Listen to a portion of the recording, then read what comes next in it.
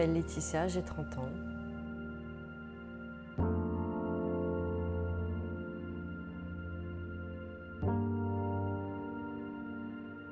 Si je crois en l'au-delà, oui, effectivement.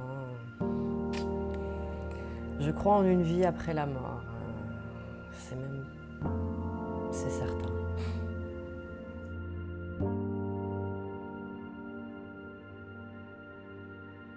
Ce qui fait que je crois en l'au-delà, c'est que depuis toute petite, j'ai vécu certaines choses, certains phénomènes, notamment des contacts avec des défunts, des esprits qui n'étaient plus de ce monde. J'ai fait effectivement aussi des rêves prémonitoires, plein de choses de ce genre-là.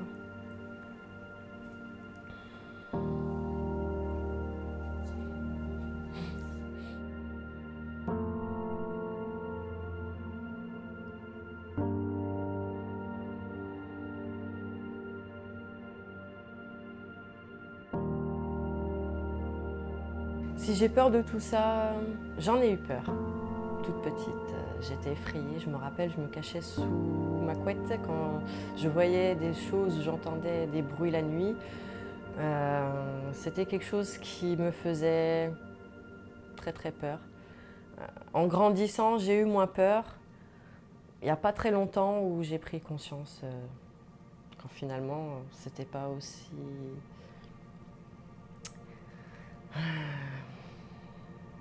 épouvantable que ce qu'on nous le fait croire. Voilà. Je dirais, pour moi, les films d'horreur, j'en ai énormément regardé quand j'étais enfant. J'étais attirée par ces genres de choses, paranormales. Mais c'est vrai que ça m'a montré une vision déformée de la réalité, de ce qui est vraiment. Les esprits ne sont pas autant horribles que ce qu'on peut voir dans les films d'horreur. Après aussi, j'ai regardé pas mal d'émissions sur le paranormal. Bon, là c'était un peu plus réel. Donc là je m'y retrouvais un peu mieux, oui, que par rapport aux films d'horreur. C'est juste pour moi du divertissement.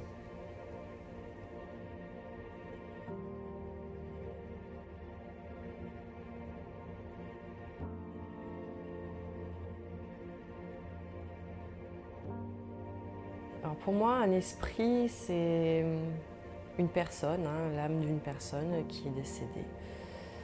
Il y a toute forme d'esprit qui existe. Les esprits désincarnés, ceux qui viennent de décéder et qui sont en errance ici sur notre plan terrestre. Et il y a les esprits plus évolués qui servent notamment de guides spirituels. Voilà.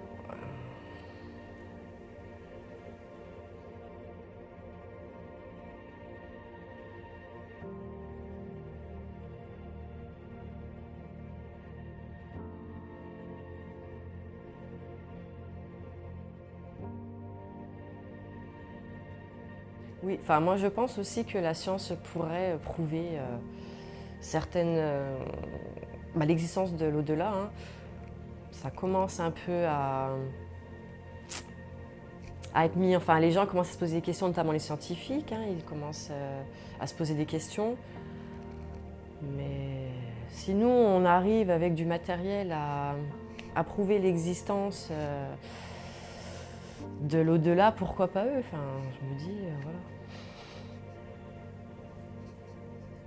Je pense aussi que l'orgueil de certains scientifiques qui veulent tout prouver, tout fixer, pourquoi du comment, prouver par A plus B. Pour moi, je pense qu'ils cachent certaines choses. Pour eux, ça reste un sujet tabou.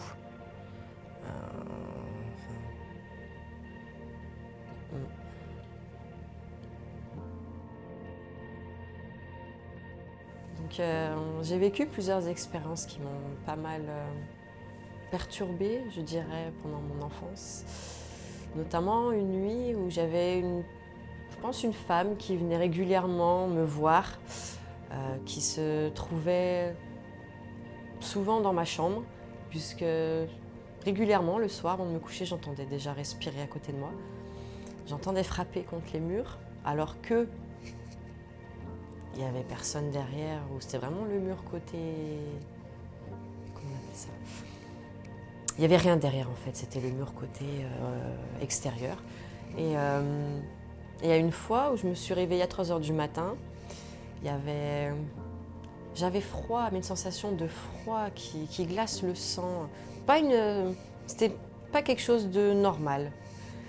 Je me réveille et j'ouvre les yeux et là je vois une ombre, une femme grande, une ombre noire qui était plantée devant mon lit. Et c'est vrai qu'à ce moment-là, j'ai pris très peur, je me suis cachée sous les draps et j'en suis pas... Je crois que j'ai passé la fin de ma nuit à dormir sous les draps. J'ai essayé de regarder, voir si j'avais pas rêvé, elle était toujours présente. C'est des choses assez traumatisantes pour un enfant. Enfin, moi, je sais que j'ai vécu pas mal d'expériences dont j'en ai d'autres à raconter. J'ai fait aussi pas mal de... À 8 ans déjà, j'étais déjà dans le spiritisme, dont je ne sais pas pourquoi je faisais ces genres de choses-là. On appelait les esprits avec mes amis, on a commencé très tôt. C'est vrai que c'était une très très mauvaise idée, puisqu'on s'est aperçu qu'en fait, il se passait des choses quand on faisait les tableaux tombaient ou quelques jours après je tombais, enfin il nous arrivait plein de petits problèmes, donc du coup j'ai vite arrêté, mais j'ai toujours été attirée par ce monde invisible depuis petite.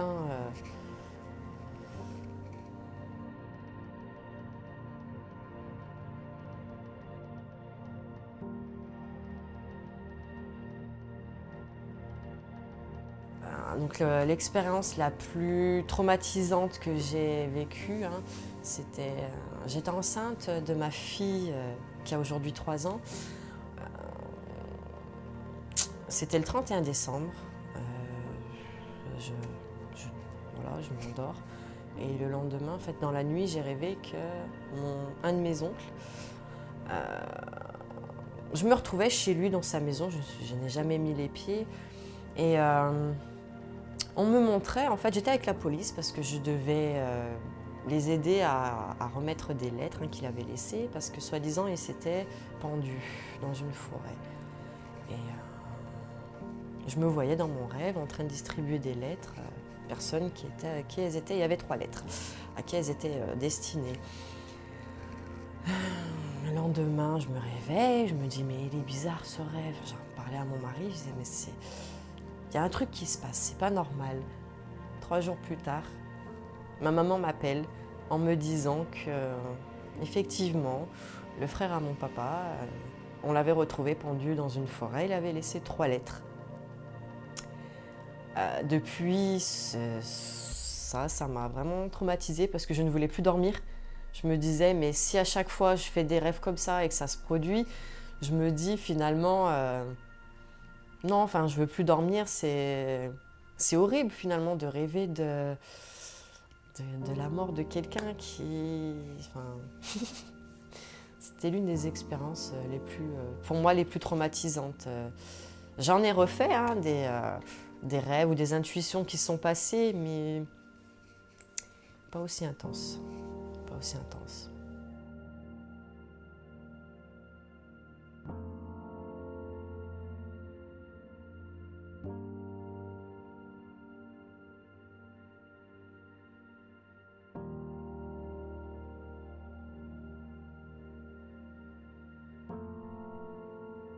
Oula, ce qui a changé dans ma vie, c'est que j'ai pris conscience que j'avais probablement quelque chose, que je me commençais à me poser des questions, que si je faisais des rêves prémonitoires, que si je voyais les défunts, parce qu'ils venaient aussi en rêve me contacter. J'ai eu aussi mon oncle qui est venu 3 fois après son décès en rêve me montrer qu'il était toujours présent, qu'il était toujours là.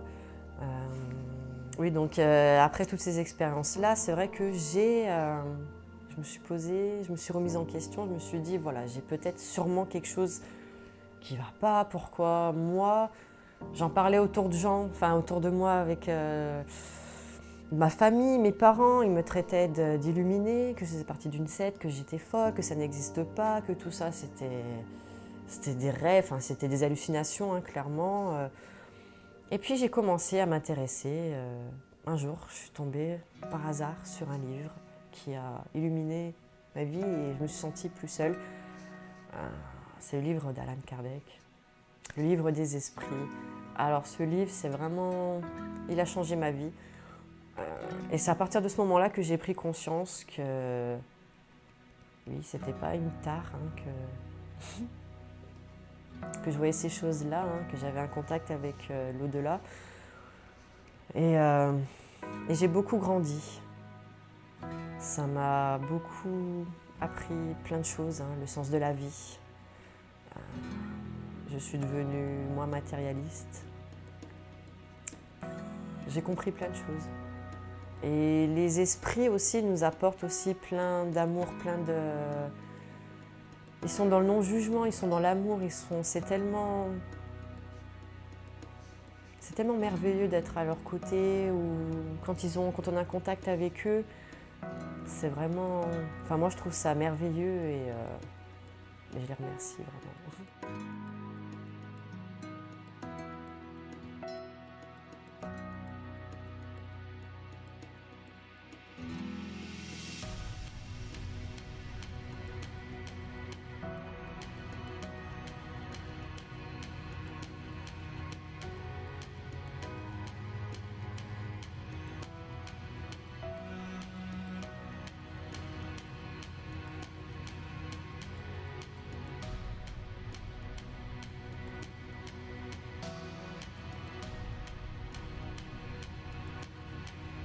Donc, pour en revenir, c'est que j'en parle souvent autour de moi. Je suis quelqu'un qui s'exprime beaucoup, qui a besoin d'en parler, parce que bon, ça fait trop longtemps que je vis avec ça. Mes parents, ma famille sont fermés là-dessus, hein. Pour eux, ils sont athées, il n'y a pas de Dieu, il n'y a rien, ça n'existe pas, malgré que je sois baptisée. Hein. Je ne crois pas vraiment en Dieu, comme on appelle ça, proprement parler. Pour moi, je sais qu'il y a quelque chose. Pourquoi on est là, comment on a été créé, je sais qu'il y a quelque chose à tout ça. Pour moi, je n'ai pas de religion, je ne suis pas catholique, je ne suis pas chrétienne. Ma religion à moi, c'est la spiritualité. Donc, ça englobe plein de choses finalement. L'amour de soi, l'amour des autres, le respect de la nature, le respect des autres, le non-jugement, se détacher des biens matériels aussi. Ouais, ça impose aussi un style de vie particulier, hein, que beaucoup de personnes n'ont pas, mais pour moi, depuis que je me suis ouverte à la spiritualité, je m'en sens grandie et c'est un travail de tous les jours finalement parce qu'on n'atteint jamais un niveau spirituel élevé. Et ce que je me dis si on est ici, c'est qu'on est là pour apprendre. Hein. On est là pour apprendre, pour évoluer, afin de devenir meilleur.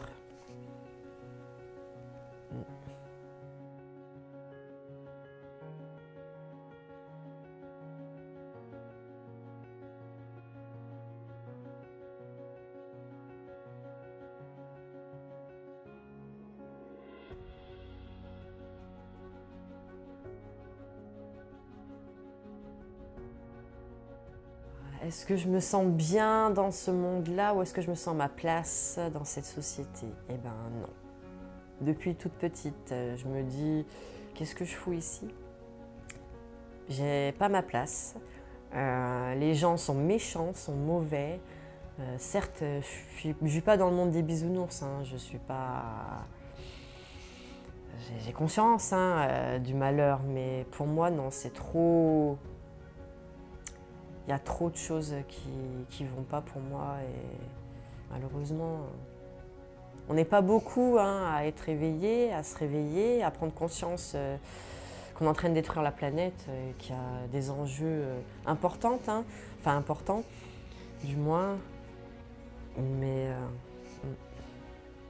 Non, je me sens pas à ma place ici. Je me suis jamais sentie à ma place et pour moi, cette société-là, ce monde-là ne me correspond pas du tout.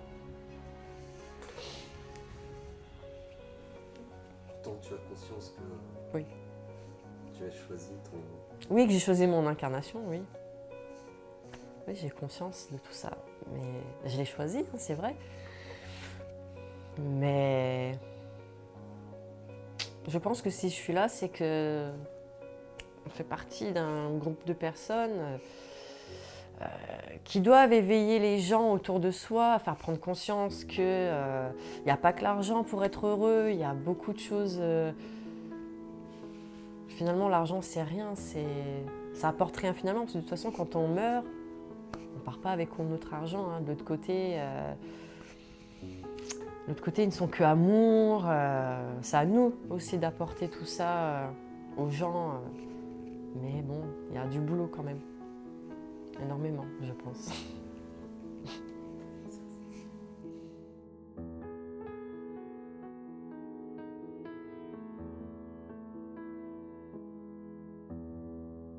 Alors, qu'est-ce que la mort pour moi?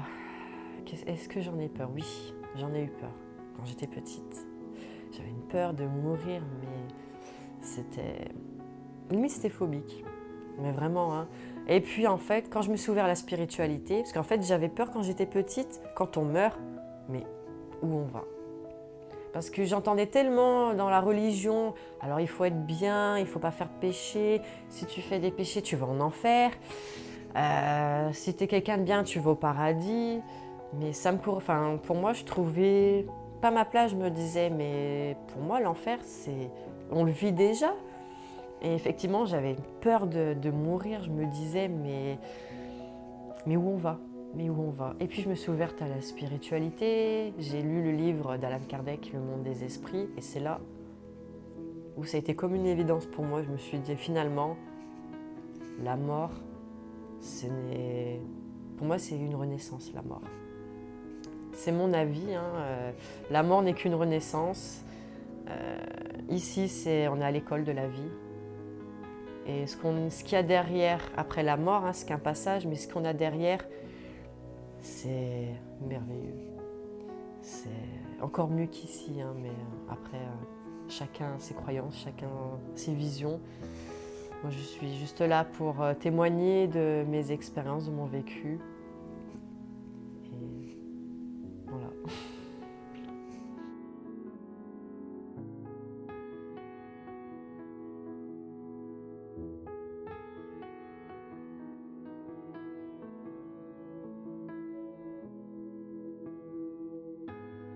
Oui, je crois effectivement à la réincarnation. Hein, j'y crois dur comme fer. Hein. On meurt, on vit, on meurt, on vit. C'est tout ça pour apprendre toutes les choses qu'on a ratées dans une vie, dans d'autres vies. Enfin, c'est mon point de vue. Hein. Toutes les choses qu'on a ratées dans une vie, on se réincarne dans la vie qu'on a choisie, avec toutes les épreuves qu'on doit passer. Pour essayer de rattraper ou d'évoluer afin de devenir une personne meilleure. Ouais, pour moi, la réincarnation, c'est inévitable.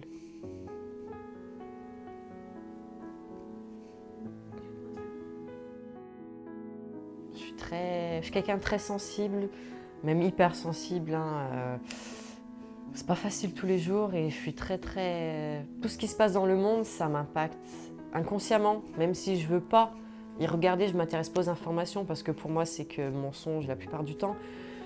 On nous fait croire des choses, c'est tout autre finalement. J'arrête de regarder des informations depuis longtemps, mais quand j'apprends via les réseaux sociaux des choses, ça me fend le cœur. Je me dis mais il y a tellement d'êtres humains qui en payent les conséquences de tout ça.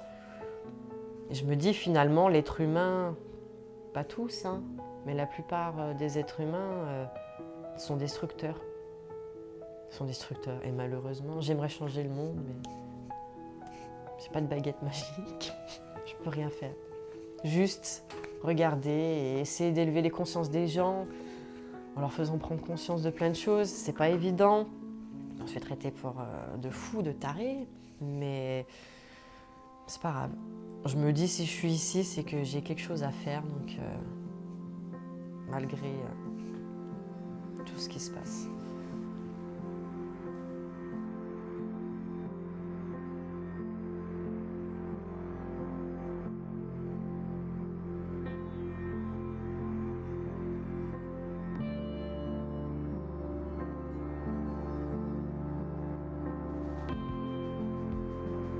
J'espère en tout cas que ça apportera quelque chose aux personnes qui regarderont ces témoignages, parce que je pense que je ne serai pas la seule à témoigner. On est plein de personnes à vivre des choses différemment, d'une autre façon. J'espère que j'apporterai un peu une pierre à l'édifice pour la prise de conscience.